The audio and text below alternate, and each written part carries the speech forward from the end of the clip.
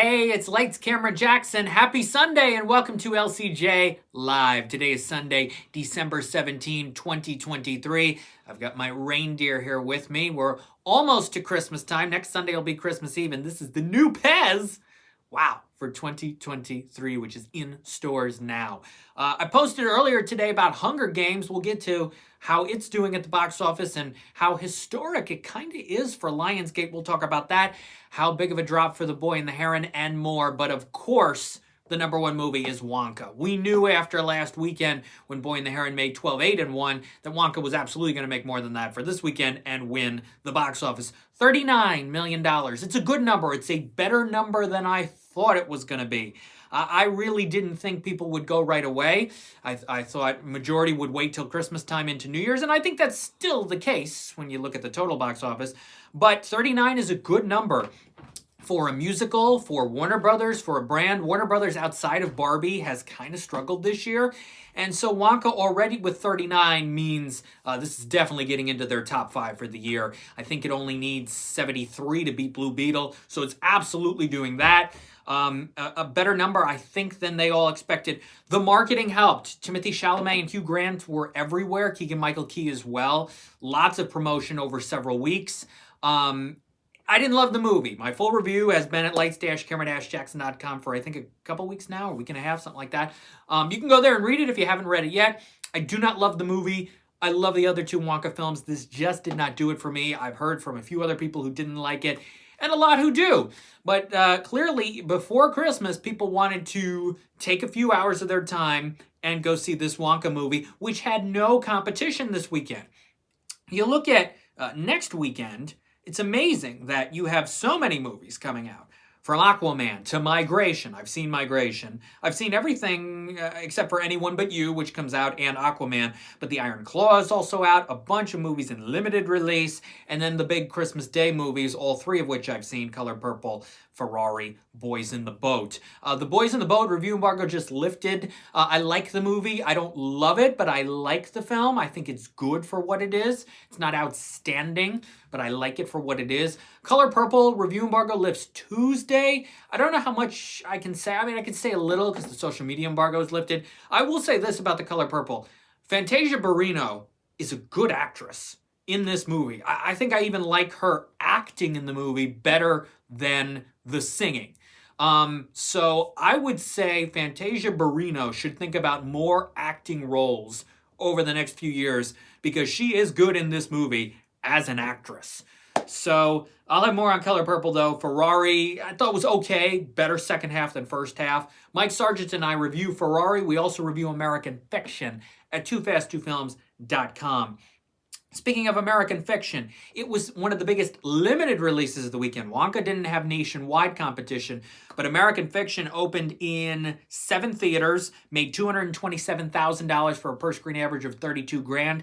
That's good. It will expand to more locations next weekend and over Christmas and New Year's in January. It was already the Regal Monday Mystery Movie a few weeks ago. People nationwide got to see it for $5. It's nominated for several Critics' Choice Awards, including Best Picture of the Year, nominated for a few Golden Globe Awards. This is a movie that has a lot of people talking, and for good reason. I like the majority of the movie. I don't think it's a perfect film. It's better as a comedy than it is as a family drama, but there's a lot there, and I think it's got to be nominated in the adapted screenplay category for the Oscars. We'll see about Jeffrey Wright. He's very good, and some of the other, and Best Picture, it's got to get into Best Picture. In limited as well, The Zone of Interest, with $125,000 in 4 theaters for a per-screen average of $31,000. So pretty even. American Fiction and The Zone of Interest with that per-screen average this weekend. The Zone of Interest is a movie that I think is good. It's powerful in moments. I don't think the whole movie is outstanding.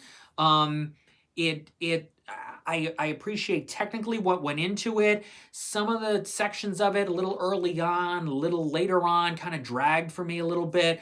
But it's a movie that's got also a lot of people talking, and I would not be surprised if Jonathan Glazer gets into that Best Director conversation. I got a feeling he could be a wild card for the Oscars. Just like I feel like an animated movie, Indie, is going to be a wild card 5th spot for the Oscars this year. It's going to happen.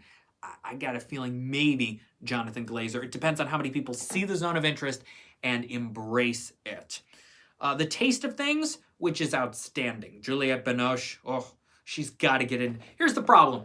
I think it's a lead performance from Juliette Binoche, and they're putting her up for supporting actress, which I think is a mistake. And so far, she didn't get Golden Globe or Critics' Choice, which is terrible because she's great in this movie. The Taste of Things is up for foreign language film for Critics' Choice, so that's good. But one of the best movies of the year. It's up for a qualifying run right now. I think it'll go wide in January or at some point in the early new year. Go see The Taste of Things.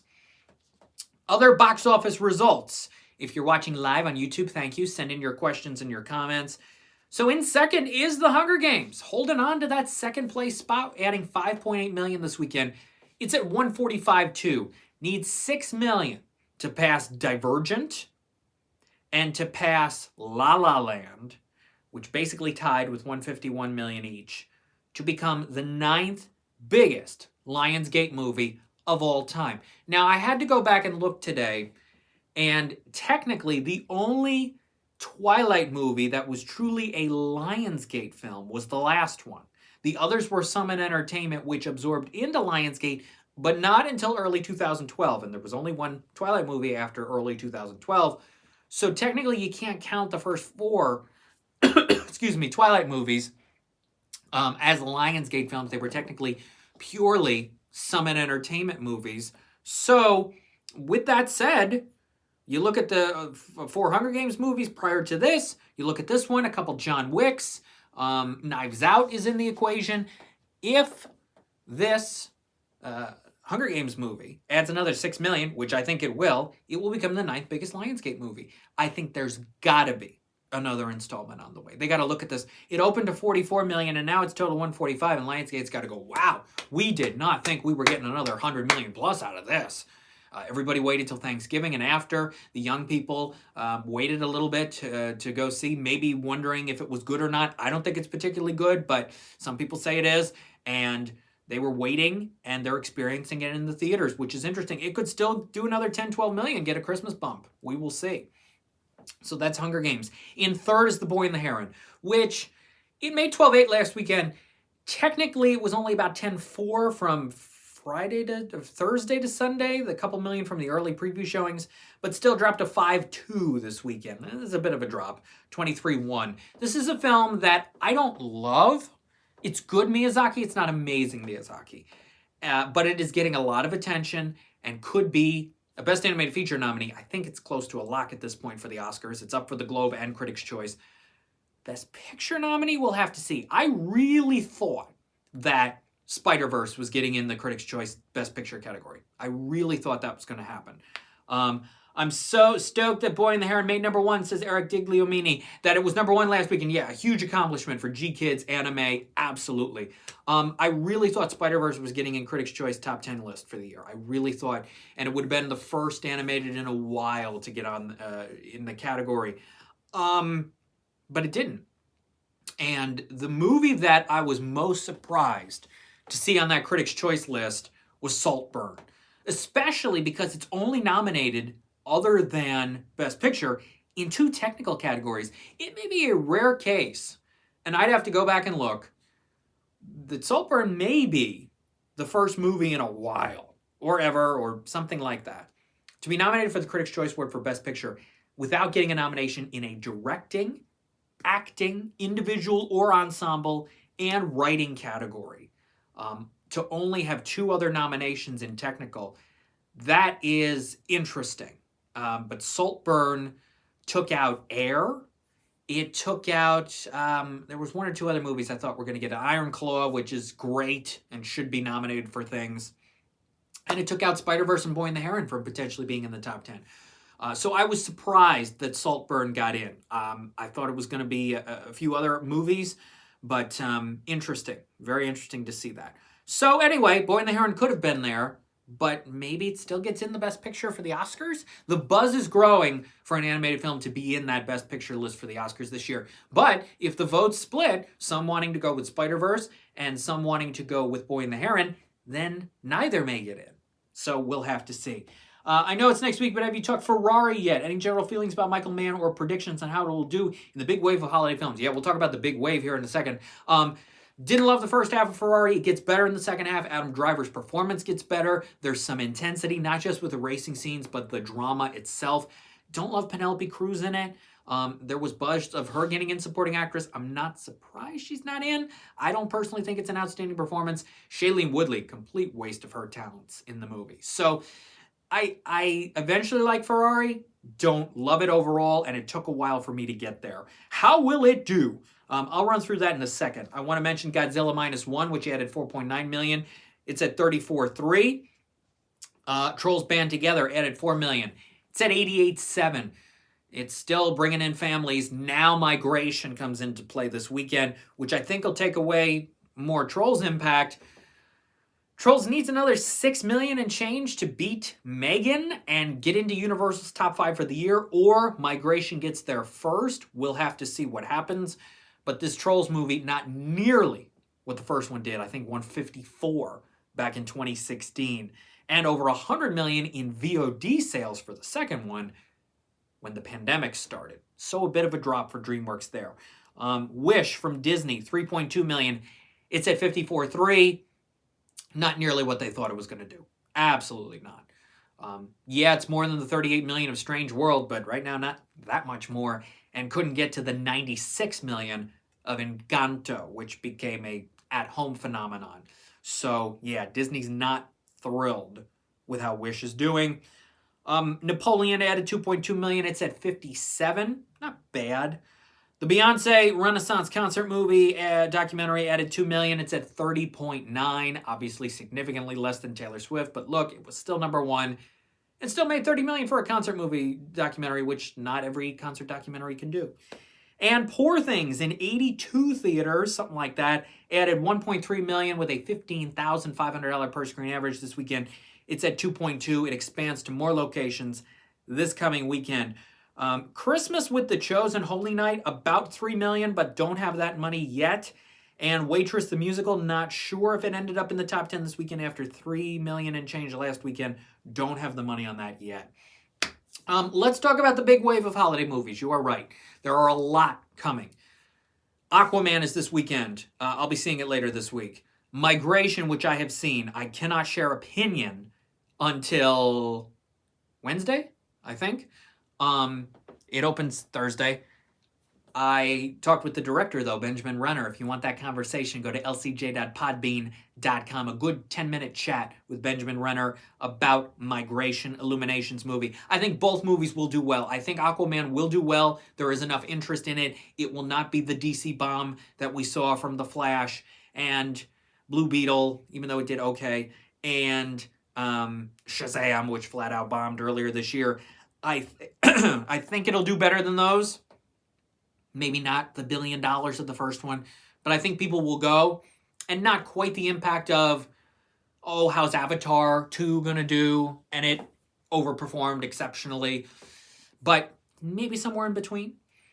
Maybe it'll try to get to that 168 that Black Adam did. So we'll see. I think Aquaman will do okay. I think Migration will do okay too. The movie Migration, it's about an hour 22, and they have the new Despicable Me short, Moon, which I have not seen. They did not send that with the movie, but at least I got to see the movie and talk with the director. But the short there, so that'll add to the experience, about an hour 27 probably, for the experience of Migration. I think it'll do well. I think families will go. The marketing has been heavy for this. It's an original title, but it's Illumination, and families looking for something to see. Unless everybody goes to Wonka instead, I think some kids will want to see the animated film, especially if they've already seen Wish and they've already seen Trolls. Anyone But You. I've been seeing predictions of like 1 to 3 million. I think it'll do more than that. But not what No Hard Feelings did this year for Sony, which was 50 million. The Jennifer Lawrence film, I don't think it'll get there. The Iron Claw, which is a great movie. Zac Efron is fantastic. Holt McElhaney is fantastic. I think that'll build, maybe get into the Oscar conversation. That'd be great. In limited release, Freud's Last Session. Anthony Hopkins is outstanding. That's in limited release. Memory with Jessica Chastain and Peter Sarsgaard. Not a huge fan of that film. Society of the Snow. Great. Go see that. It's on Netflix January 4. J.A. Bayona knocks it out of the park again. The Impossible, A Monster Calls, this. 3 fantastic films. One of the best movies of the year. One of the best experiences of the year. Why he is not being talked about for the director category, I think, is insane. What an achievement, Society of the Snow. All of Us Strangers. A movie that I saw in October. Appreciate. Don't think it completely works. It doesn't stay true to itself. And it doesn't establish full rules of what it wants to do. Claire Foy is great. If she gets into the supporting actress conversation, I'd be happy with that. She's very good. Andrew Scott got a Golden Globe nomination. He's good. Claire Foy is my favorite performance in the film. Adapted screenplay nomination for it from Critics' Choice. I wouldn't be surprised if it's also an Oscar nominee for adapted screenplay because of the decisions it makes, even though I don't think it works completely. All of Us Strangers isn't a terrible movie. It tries. It's ambitious at least, but it doesn't fully succeed. That's in select theaters. And then, as I mentioned for Christmas Day, The Color Purple, Ferrari, and The Boys in the Boat. So it's a crowded time for theaters, especially once we hit Christmas Day. I don't think I'm missing anything else, but a few others, foreign films and others will sneak in. It's a busy time. What will be number 1 next weekend? It will not be Color Purple, Ferrari, or Boys in the Boat because they don't technically open until Sunday afternoon or Monday, so they won't be counted. It'll be a battle between Aquaman and Migration, I think, although Migration will suffer because Sunday is Christmas Eve and not a lot of families are going to go to the movies on Christmas Eve, or frankly, Friday through Sunday, maybe Thursday with kids off of school. Towards the end, maybe, or Friday, but I think Migration will not pack a punch until the 26th. So BoxOfficePro.com is predicting currently Aquaman with 29 to 38 and Migration with 15 to 20. And Wonka won't have a 39 million second weekend. So I think Aquaman is number 1. Migration and Wonka will battle for number 2. And Illumination Universal might be unhappy with the start of Migration, but know that they're counting on that week off for kids from school all the way through New Year's Day. They're banking on that. So Aquaman number 1. Maybe Wonka number 2. Migration may open 3rd just because of the way things are going. Anyone But You will make maybe 5 million, I'm going to say. The Iron Claw, a few million, and it'll grow. The others are limited. And then for Christmas week, Boys in the Boat will make a little bit. Color Purple could do okay. And Ferrari will do all right. So there we are. That is it for today's episode of LCJ Live. Thank you for watching. I appreciate it. For all things LCJ, go to Twitter at LCJ Reviews, Instagram at LightsCamJackson. The website is lights-camera-jackson.com. My thoughts on some movies coming at you this week. I'll be seeing Aquaman as well. I've seen a couple movies for 2024 already, but I can't tell you my thoughts on ISS and Self-Reliance. And when we're back here next Sunday, Christmas Eve, a Christmas Eve LCJ Live at noon Eastern. And we'll talk about how Aquaman, Migration, and Anyone But You do, along with Wonka Week 2. And we'll preview how the others are going to do at the box office and get into the end of the year. Wow. Have a good week, safe, happy week. Hope you get your shopping done. And if you need something, last-minute gift for someone you care about or for yourself, my holiday book, My Very Rocky Christmas, is available on Amazon. Part of the proceeds go to the Nature Conservancy and their Plant a Billion Trees campaign. Thanks for watching LCJ Live. Take care, everybody. Thank you. Bye-bye.